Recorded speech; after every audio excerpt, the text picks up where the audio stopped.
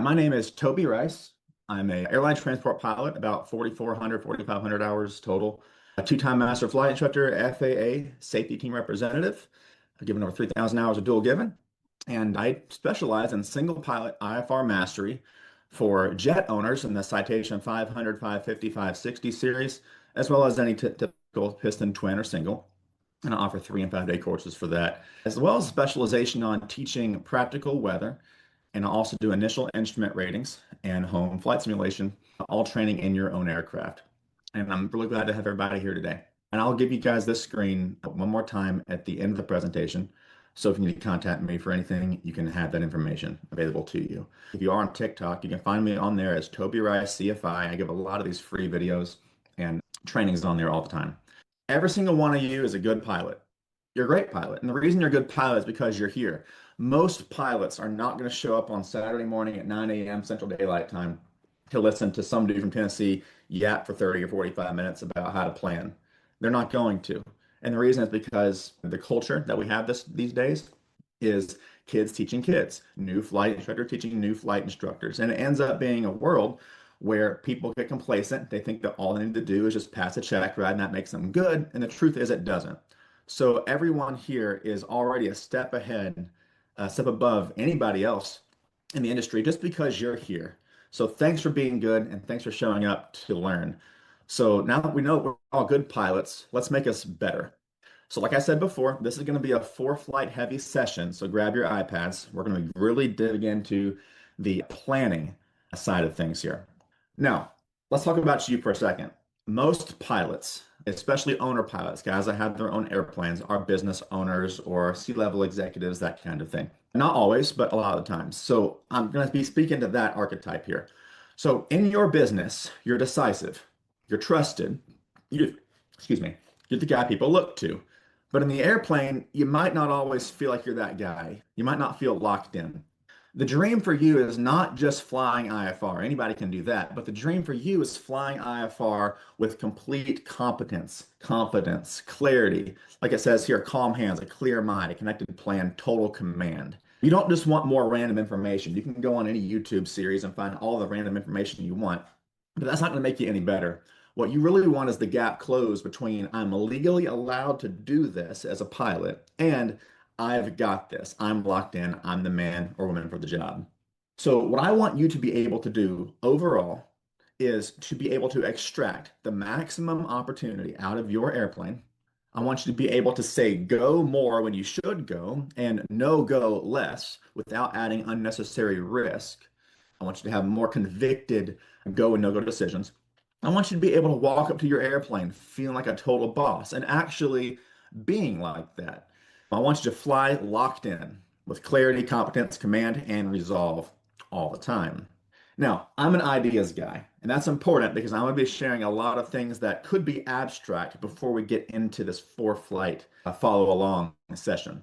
If you put these ideas that I'm about to share into practice, you'll be able to plan and fly with clarity, which means I know what matters, continuity, which means I know what comes next, and command, which is where I can control the airplane, the avionics, the plan, and myself. And that's important because a lot of people forget that you have to be in a state of mental control over yourself in order to be a good pilot. If you're constantly behind the airplane mentally, you're out of luck.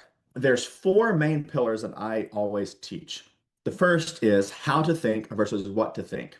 The idea is combating rote memorization and surface level knowledge. And that's what my instructor told me with how to actually think for yourself. Because if you focus on what to think and what the answers are to the test, excuse me, then you're going to find yourself being reliant on other people and other resources, your instructor, to find the right answers or to get your information.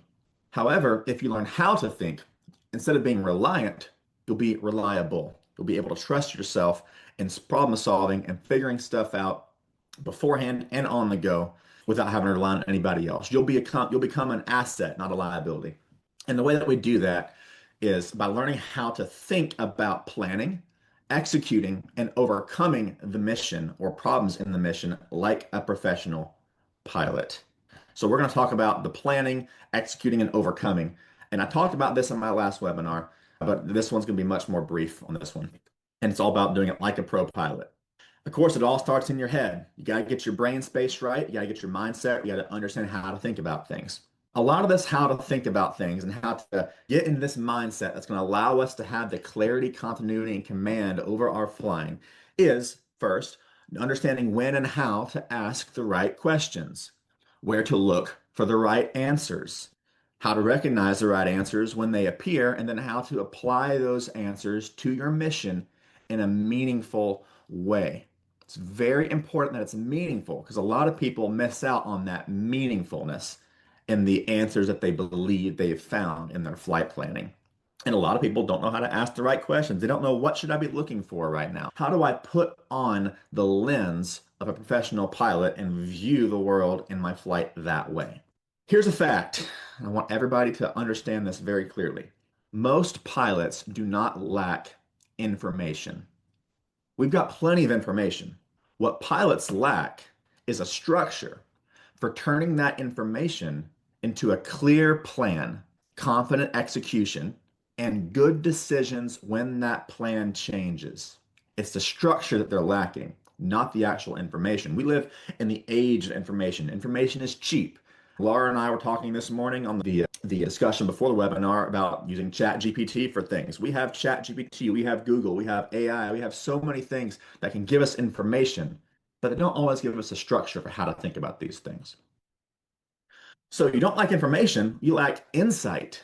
Insight, I define that as insight equals information plus context.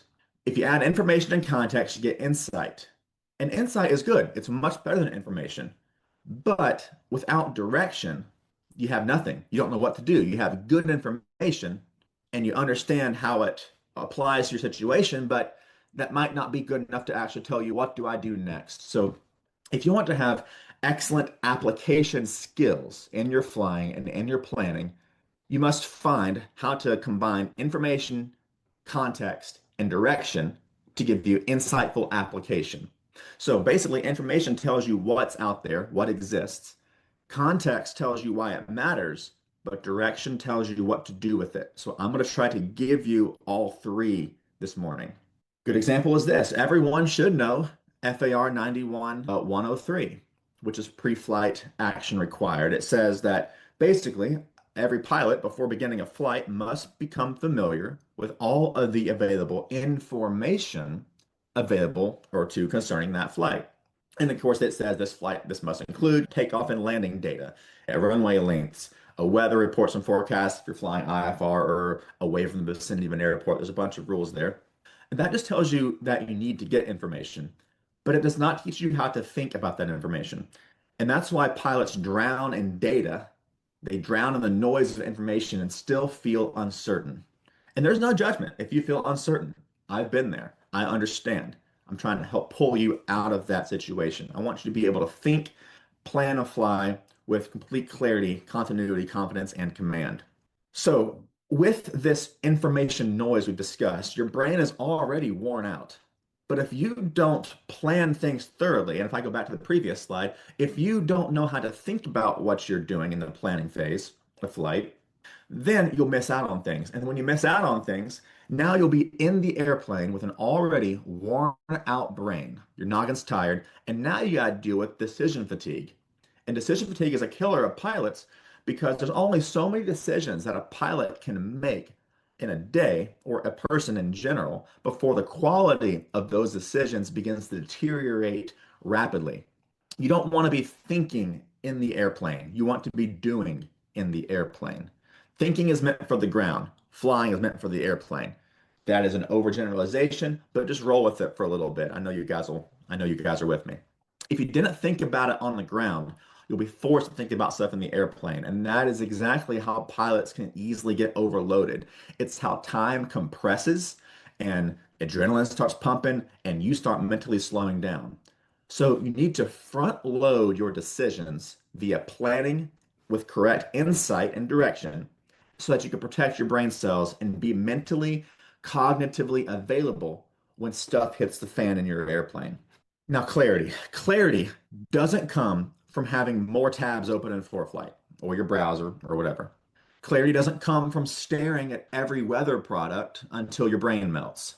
Clarity comes from knowing what information matters, understanding why it matters to this flight, and knowing what decision that information is pointing you towards. Remember, best way to get clarity is to have insight, has to have information plus context plus direction. That is insight that you can actually apply. Information plus context plus direction. A good example is this. A METAR is information. Everyone here can read a METAR. Knowing how that METAR affects your route, your airplane, your alternate, your fuel, personal minimums, and your mission is context. Deciding what to do with that, because of that, is direction. And that's where clarity is going to come from. Being able to walk up to your airplane and know exactly what's there, how it applies to you, and what you're going to do about it. Having that will give you clarity to be the captain in your airplane. Now, continuity is another point we're talking about and applying to our planning session today. Continuity is knowing where you are now, what comes next, and what you'll do if the plan changes. There's no missing links when you have continuity. There's no assumptions. There's no I'll figure it out later.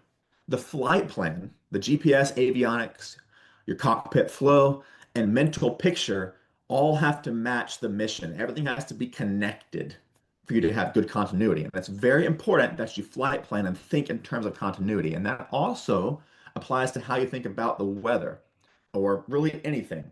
You have to start from point A and work up to what's the next thing that's going to happen. For example, where does weather come from? Weather comes from several things, but the first thing that I think of when I think of weather is I think of the sun. I think of the sun heating the earth unevenly. And if I can start with that first principle, then I can build continuity with all the following aspects of that principle in order to build a full picture of what's actually going on in my flight. Of course, you've also got continuity in your flight plan. One interesting thought that I want to share with you guys today is having a plan B, not a plan Z. And what I mean by that is this. In my last presentation, you may have heard me talk about alternates versus diversions.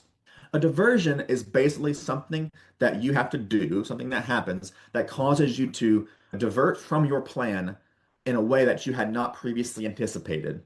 And that can feel scary if it was never considered. An emergency or, excuse me, an emergency or an unplanned weather situation, if you didn't consider it, it's going to feel scary to you.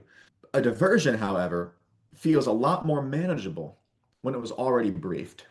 And when I think of briefing something that I am doing in my flight for a diversion's sake, I consider those to be alternates.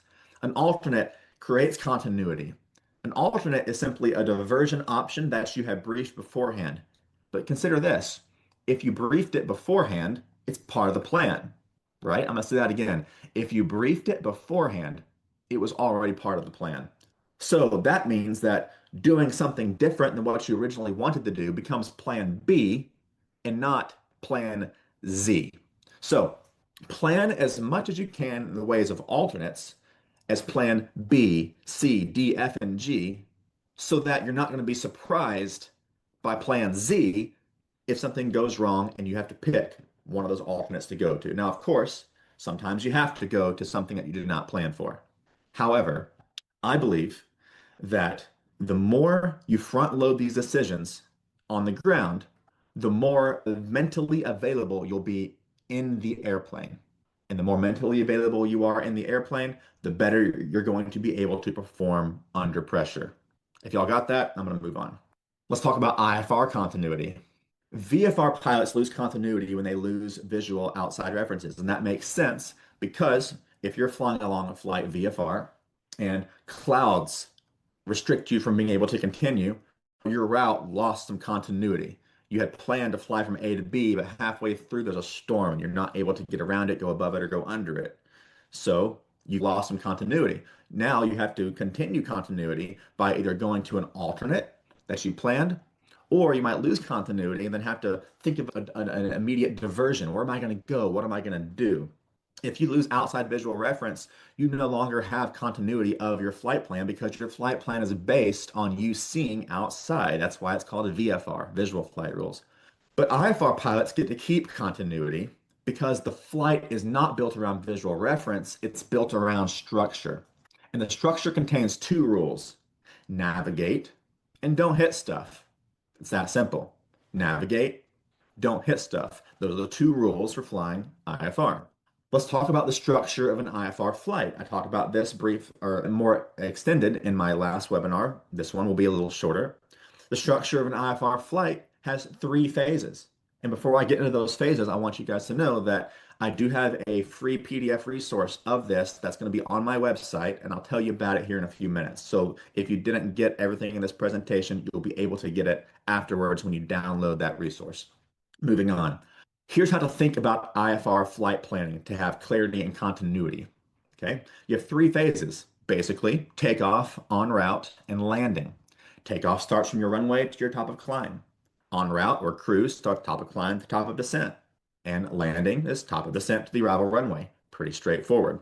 In each of these phases, you have two rules, and those rules are simple: navigate and don't hit anything. There's three tools that you have in order to meet these two rules. In order to navigate and not hit stuff, you can do it visually. You can use published routes and altitudes, and you can use air traffic control. Now, one important concept that I like to believe or like to understand is that the en route phase starts once you've reached a minimum IFR altitude. I'll explain that a little bit more when we get into foreflight. Starting out, how do we maintain these two rules while flying IFR in our planning? How do we navigate and not hit stuff during the takeoff phase? Well, first is you got visual takeoff or a VFR departure, maybe a visual climb over the airport, something that allows you to get from the departure runway up to a safe minimum IFR altitude without hitting anything and while being able to navigate. If you can do that with your eyeballs, you should be good. Does anybody here remember back when the FAA had navigation suffixes like slant alpha, slant lima, slant golf? Like a lot of us, we always filed slant golf. I'm flying a 182 slant golf. That's my aircraft identifier on my flight plan. I call it on visual, I call it slant eyeballs. You are navigating slant eyeballs. That's the idea for visual. That's just my personal joke. I don't know. I thought it was funny. Laugh if you want. But you can use visual to help you get off the ground and get to your minimum IFR altitude. You can also use diverse departure. You can use an ODP, a SID, ATC vectors. These are all procedures that you can use to get from departure runway to top of climb. Those are the questions that you should be asking in order to give yourself continuity in that phase. The next phase, the en route phase, once you're above that minimum IFR altitude, now you're asking questions about what kind of published route do I have? That published route might have an MEA, a MOCA, so on. If it's not a published route, it's off route, then you're going to have published altitudes via an OROCA, off route obstacle clearance altitude. And then, of course, you also have ATC vectors where they'll give you an MVA. All of those options give you altitudes that will keep you safe as long as you have those navigation abilities to you, whether it be vectors or if you're not on a published route via navigating VOR to VOR or using a GPS or on a published route where you're following an airway. You have to ask yourself, can I have continuity with those phases to get me from top of climb to top of descent? And then lastly is the landing phase. And again, this will all be in a PDF you guys can download. You can also go watch the previous webinar for more insight on that. On landing, you've got visual again. You can use a visual approach from the minimum IFR altitude to get down to the runway. ATC can vector you and get you down to the minimum vectoring altitude to get to the runway. You can also use a STAR, standard terminal arrival route, to transition from the en route structure to an initial approach fix or initial approach procedure. You can fly I'm not initial approach, I'm so sorry, an instrument approach procedure. I confuse it with initial approach fix. You can use a STAR to transition to an IAP, which is an approach procedure, or you can get vectors. It's very simple. You have three phases, different things you can do in each phase, and two rules for each: navigate and don't hit stuff. That's the questions you're asking. Can I navigate and not hit anything in each phase? What requirements do I have to meet to make it happen for each phase? And you ask them individually. Am I able to make it happen? This is the structure of an IFR flight. This is how I think about IFR route planning as far as being able to structure it in the system. There's a fantastic book. I want everybody to take a screenshot or pull out your phone right now. I'm going to give you all 15 seconds to pull out your phone, take a picture of this slide. This is the IFR Procedures Handbook. It's a pilot-friendly manual from pilotworkshops.com. They do not sponsor me. They do not pay me to say this. I kind of wish they did because I could make a lot of money if everybody that I recommended buy this book bought it and I got some commissions. That'd be nice, but they don't. IFR Procedures Manual. This is a fantastic book to help break down every way that, or every procedure that exists to help you meet each of the requirements of each of these phases. I'm gonna give you all a few more seconds. Take a picture of this slide and please buy the book. It's mandatory for all my instrument students. You probably got your pictures by now. Moving on to the next slide. Right here, you can access this checklist that I made to help you with IFR continuity, planning, how to think about the IFR environment. It's a checklist available for free on my website, tobyricecfi.com. The second page of this checklist is that PDF that I showed you over here. This document right here is on the second page of the checklist on this website. Highly recommend you guys use this checklist during the training phase of your IFR experience and also just to keep yourself sharp over time. I do this checklist subconsciously now, but it was very good to use for my initial training for new students and to help people who are rusty kind of get back into that mindset. So you can get this free on my website, tobyricecfi.com. It's somewhere on the homepage near the middle. Moving on, we talked about clarity, talked about continuity. Let's talk about command. Command is the ability to make timely decisions and accept the responsibility for those decisions and then execute them with control. As the pilot, as the captain, you've got all the information in front of you. You've got the insights. You've got the direction. You've got the continuity. You've got the context. Now it's time to make decisions. But the more informed you are on the front end, the easier it is to take command and to make these decisions because you understand the macro and the micro, the big picture and the little picture. So, command is something that a lot of us, I would say, generally, probably have a decent time of in general, especially if you're a business owner or a C-level executive or the military type.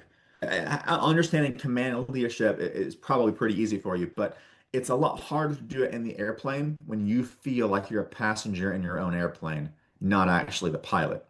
So if we can focus on how to think about what we're doing, like I just showed you an example of a structure, and how to have clarity with those things and to keep continuity in our entire flight, command becomes a lot easier. But remember, it's a lot harder to be in command effectively if you have decision fatigue from having to make all these decisions in your flight. Make the decisions beforehand when there's no stress and there's no time compression because in the cockpit, time's compressed and it's going to be a lot harder to make decisions and to have good solid command over the flight. Next slide. Here is the 5 Ps. This is an aeronautical decision-making process. You guys have learned about this in your private pilot and possibly instrument training. We're going to briefly review this now.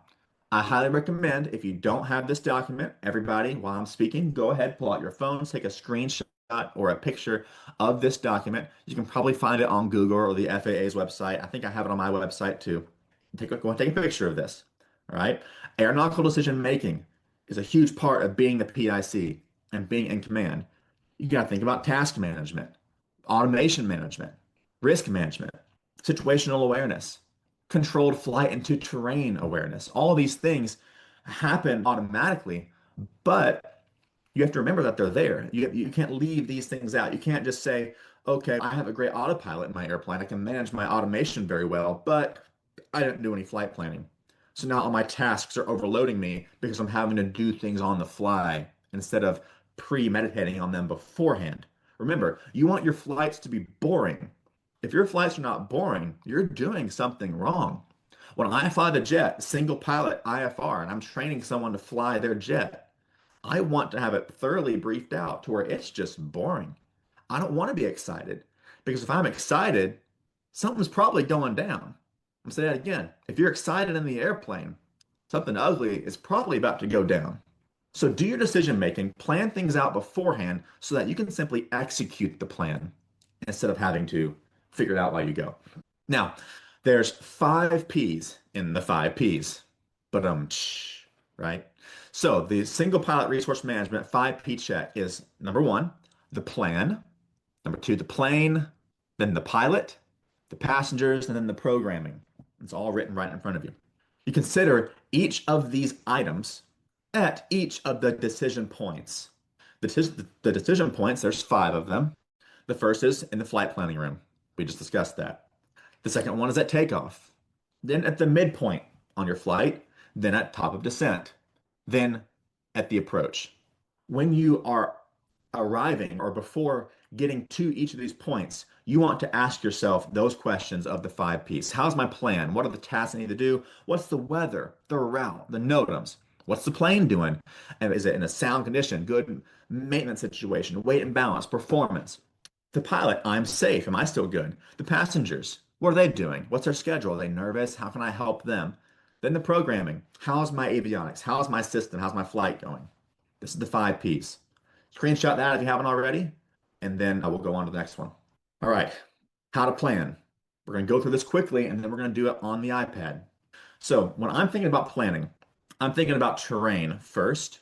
I call that cumulogranite, right? Cumulogranite clouds. You don't want to fly into a cumulogranite cloud. I'm thinking about weather, cumulonimbus, right?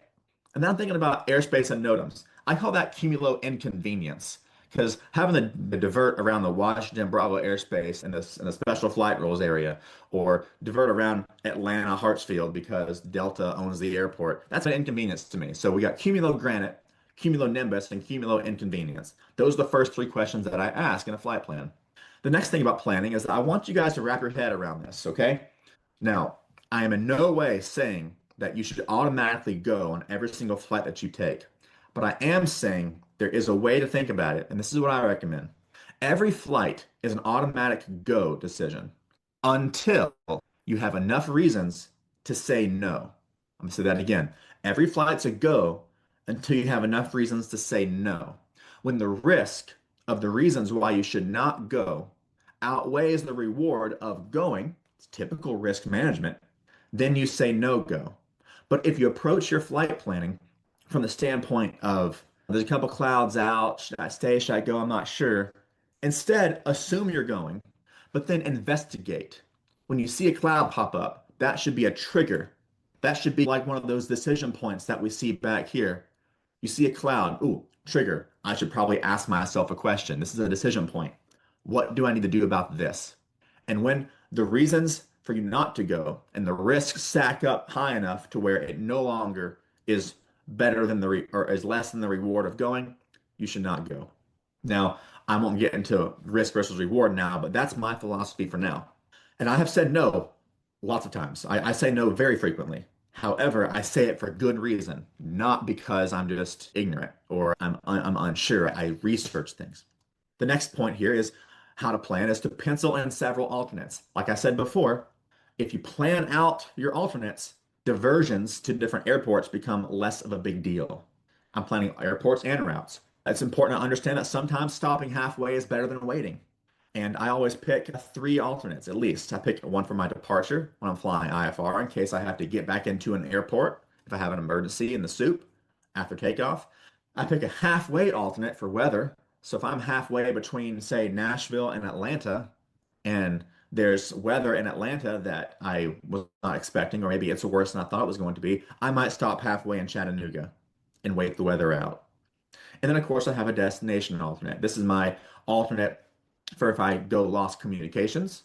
It's also my alternate for if there's what do you call it? There's like an issue at the airport and I have to go somewhere different. I try to pick an airport that's not going to have bad weather. That's a different conversation.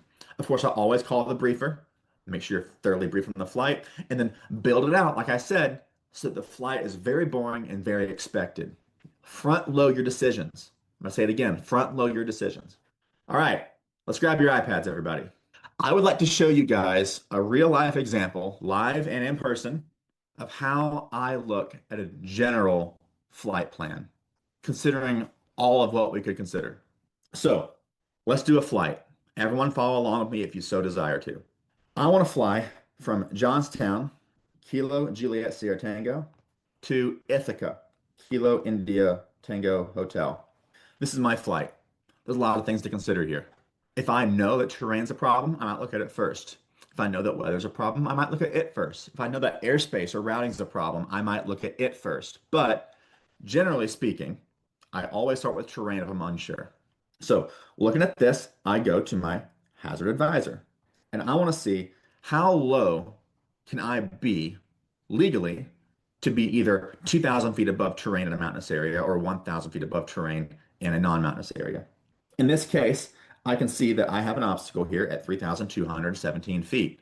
That tells me 32 plus 2,000, because it's in mountainous areas, is going to be 5,200, which means my minimum IFR altitude right there, conservatively, would be probably 5,300 because you got to round up and you got to add so much to it. It's probably closer to 55. If I had to guess, the Oroka in this area is 5,500. That's just my guess. So I'll lock that in. Y'all can tell me if I'm right in a moment.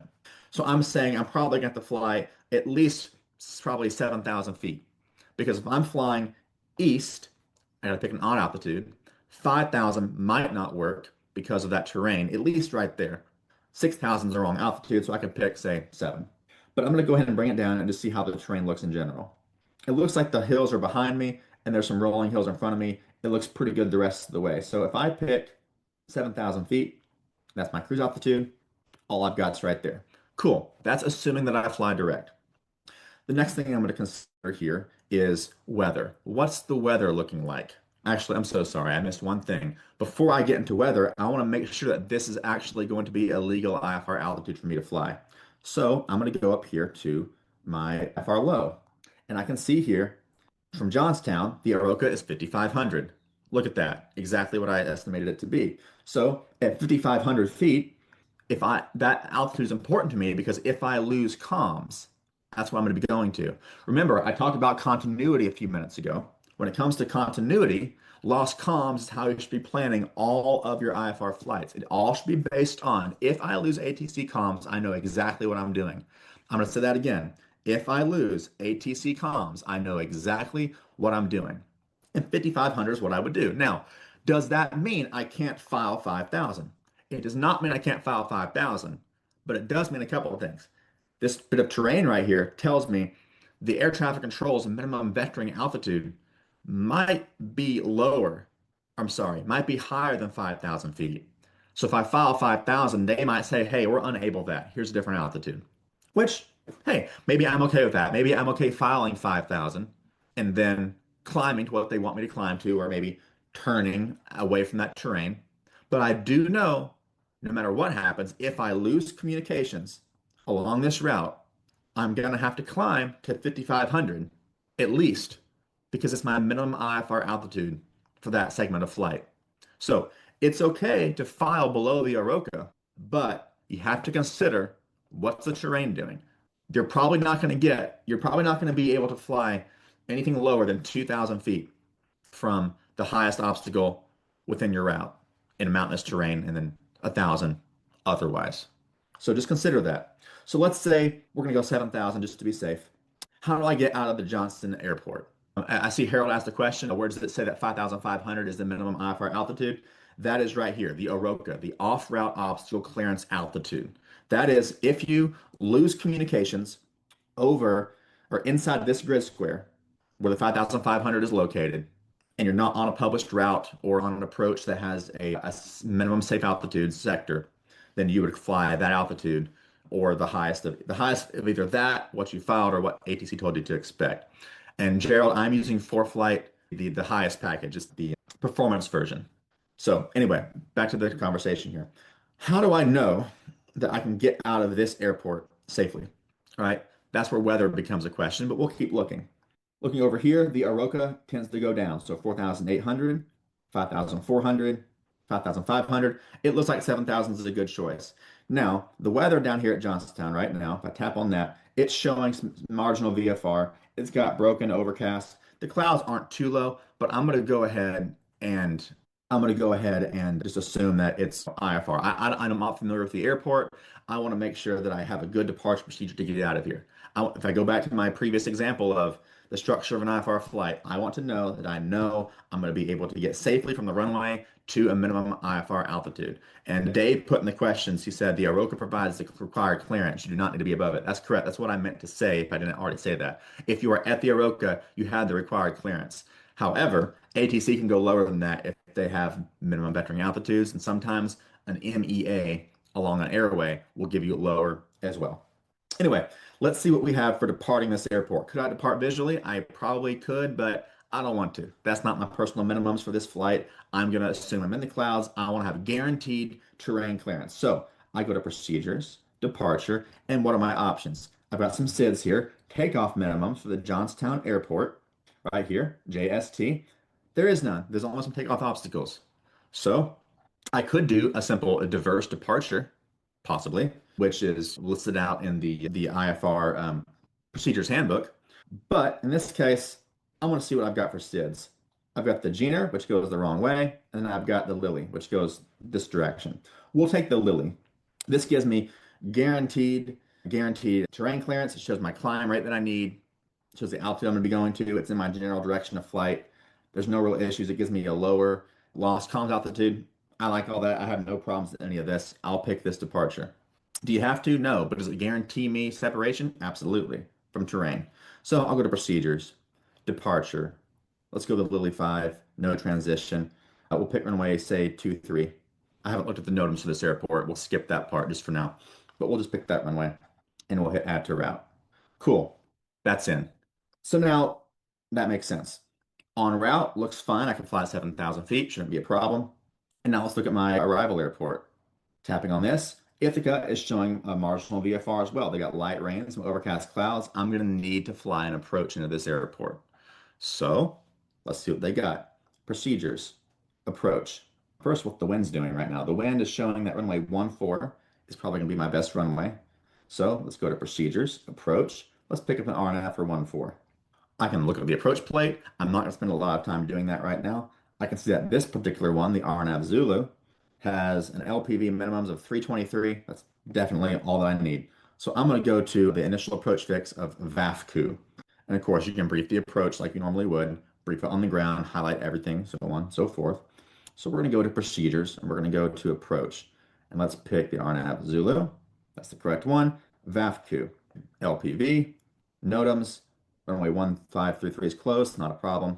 I'm going to add this to the route. And get rid of this, get rid of this. There we go. And then get rid of all my other stuff here. Cool. So terrain-wise and IFR continuity-wise, so far this makes sense. This is safe. Let's look at the weather. First thing I'm going to do with the weather is look at my radar. And I immediately see that there's some precipitation.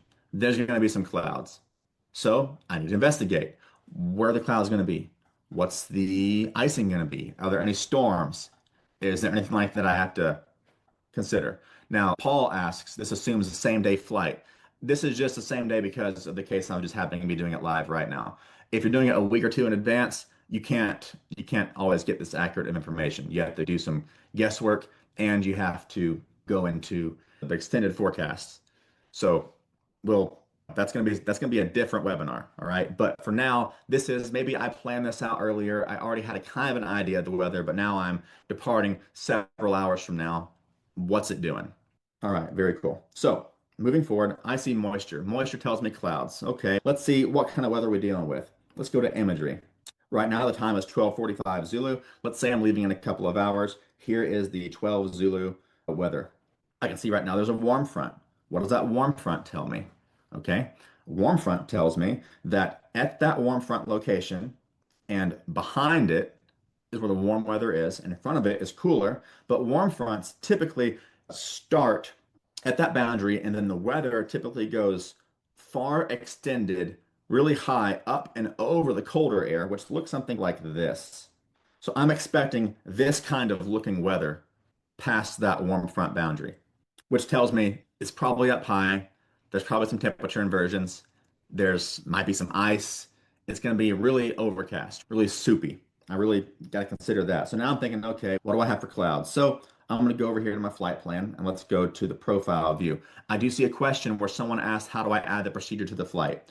On the for flight page, the very top, procedure, top right corner, says procedure. You tap that, and you tap the approach button over here, and then you would select the approach that you want to fly, and you would go from there. Where was I? Oh, yes, profile view. So I selected, let's get rid of all this real fast. Talk about that in a minute. 7,000 feet. Cool. So I'm going to select clouds. I can confirm using my profile view with clouds, I'm pretty much going to be IMC the whole time. That's important to know. So now that I'm going to be IMC the whole time, I have further questions to ask. Number one, all of these storms over here, are they embedded? Is this going to be a situation where I might get myself in trouble, right? I can go back over here and check my airmats and sigmats. And I can see from all these airmats and sigmats that there's not really storms up there right now, but I do see an icing airmat. I'm gonna have to investigate into that. Turbulence, there's not really much down there. There's also an IFR airmat, right? I see a couple of those. This one down here is showing visibility below 3 and the ceiling below 1,000. This one right here is showing mountain obscuration by clouds, precipitation, and mist. We've got to consider those. So this is definitely an IFR day, right? That tells me, hey, I probably should go look at my ceilings. What are my ceilings doing? I'm going to get rid of the radar for a moment. And I can see through here that it's pretty broken all around. Down here to the south towards Maryland, it's a little better, but to the northwest, it's not. It's worse. So this is going to be probably a variable ceiling kind of day. So this is definitely an IFR flight. So I'm in the clouds. Cool. Now, what about icing? I'm flying on the northeast. That makes sense. Let's look at icing. Okay, here's a potential problem. I see icing, and I see it at my altitude of 7,000 feet. Well, 7,000 was the lowest that I felt like going because of that Oroka at 5,500. I could be at 5,500. I could even be at 5,000 for the second half of this flight, but for the first half, I need to be a little bit higher. So how low can I go now? So when I start seeing icing up here, that tells me I should be considering a lower altitude, which might mean I need to find an airway. So let's go back and find an airway. I'm going to go to my low IFR. I see an airway, Tango 307. That seems to come all the way down to Phillipsburg, which is not a bad place to start from. So we'll start from there. I'm going to plug in. Oh, it looks like the airway ends at my initial approach fix, which is lovely. So let's follow that airway. Let's go Phillipsburg to Tango 307. And you can see the MEA is at 4,900, which is great. So 5,000 is perfect. So I should be able to stay a lot lower. I do have to consider, though, that between Lilly and Phillipsburg, that 40 miles, I am going to be still dealing with that Oroka if I do lose comms. And I may have to get ATC vectors or something along those lines to get around some of that stuff. And if I do lose comms, I have to climb the 5,500 if I file 5,000. But let's go ahead and consider that. So I'm going to go to flight plan, edit, and I'm going to tap the Lily 5, and I'm going to say insert after Lily 5.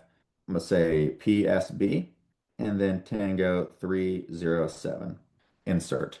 Now I've got an airway. The only reason that I would want to file an airway here is because it has MEAs that give me lower altitudes to avoid the ice. Normally, I'm like, don't file an airway, just go direct unless there's an MOA or something you have to avoid. But in this case, I like to do it this way. And again, this is me just doing this live. I'm looking at this stuff as it's coming to me. I'm not, this isn't some kind of, there's no tricks here. That's what it is. I see there's several questions have come in. I don't have time to read all these at the moment. I'll look at them real quick right now. Bart says, does weather automatically show in profile view? You have to go up to the weather tab on profile view, and there's a tab up here. We can select airspace, icing, turbulence, that kind of stuff. So you have to do that. Let's see, other questions. I think I've pretty much answered all of these or most of these so far. So, all right, continuing on. Here we are. You can see that between Lilly and Parkersburg, or Parkersburg, I'm sorry, Phillipsburg, that terrain feature is still there. That tower is still there. So I might need to climb higher there. So I wonder if I could maybe plan for 7,000 there, but then request 5,000 later. Maybe I can do that. Maybe ATC would just give me something different. Maybe I won't even need to do that. Maybe I could just file from Lilly to Blink.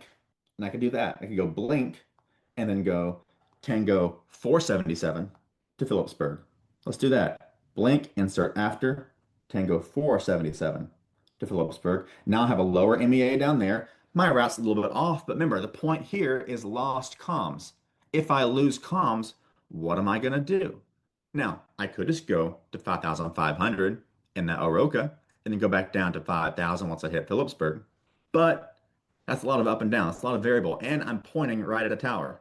What if I have an issue with my altitude? What if ATC doesn't give me a vector? What if something happens and I'm too late? Time starts to compress. If I do this, it gives me a lot more time to fly the plane and a lot less time, a lot less just thinking about it. All right. And yes, I would definitely use the dynamic approach play into Ithaca. Peter, you asked that question. All right, moving forward, let's see what the terrain looks like now. I'm going to go ahead and get rid of the IFR low. Let's go back to Hazard Advisor. I can see that there's a very slight tower right over here at the edge, still at higher altitude, but I feel a lot better about that than I do the other one, for sure. So I could say I could fly this, for instance, and go from there. And that profile view tells me that the highest point is 3,240, which isn't much better than my previous route was, but it's better than nothing. At least this gives me a longer stretch at 5,000. So let's change my altitude on 5,000 and see what that looks like. So at 5,000, it appears to take me out of some of that ice, which is great. I love that. But I might need to be a little higher at first. If that was the case, maybe I could go into my flight plan and just tell myself that I'm going to be flying at 7,000. Watch this, guys. 7,000 initially. And then at blink, I could say 5,000. Or I could say at Phillipsburg, I could say 5,000. And tap on Phillipsburg, go to set altitude, start at, or say cross at 5,000. Done. And now, if I look at my profile view, look at that. Isn't that cool? I'm a little closer to the ice layer on my departure, but I get down really soon. It will stay below it. And it looks like at 7,000, I'm pretty much out of it, but there is that risk. So you have to weigh the risks here for yourself and decide what would you want to do. Me personally, I would probably just file from Lily to Phillipsburg, fly at 5,000 the whole flight. If I lose comms, climb up, or if ATC gives me a different altitude, then I would just do that. So that's a great example of how to deal with the ice, right? But the point is I have continuity. I have complete continuity. I know what I'm going to be doing if I just have a plan and stick to it. All right. So moving forward, let's see if there's any other considerations weather-wise. I've looked at my air mats, SIGMATs. It's pretty much IFR all the way up through there. That's pretty straightforward. Looking at airspace next. I get rid of icing, get rid of clouds. There's not much in the airspace world to worry about here. I'm going to go to my aeronautical view. It looks like I'm pretty much out of anything that would be important. I got a Elmira Tersa here, but that doesn't matter. It looks great. It looks great to me. And of course, I've been looking at my forecast and seeing those things as well. But that's just kind of my thought process and how I would look at this scenario. Now, someone asked me, how do you show your radar in 3 dimension? You don't show a radar in 3 dimension, unfortunately. I wish you could, but you don't have that feature on here. And Drew asked a second ago, he asked, why not fly a VFR and then pick up IFR later? You could, absolutely. But that's not continuity.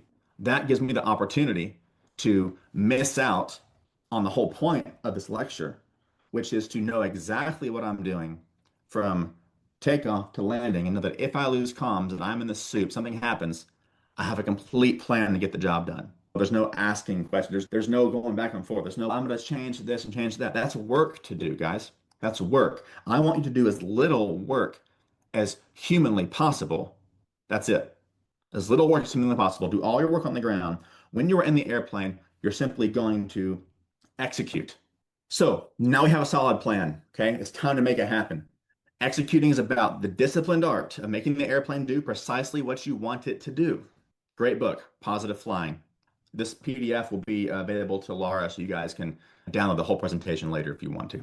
There's really the following things that I think about when it comes to executing this flight. I'm going to go through them pretty quickly, so you might want to take a screenshot or a picture with your phone. Number one, fly the profiles.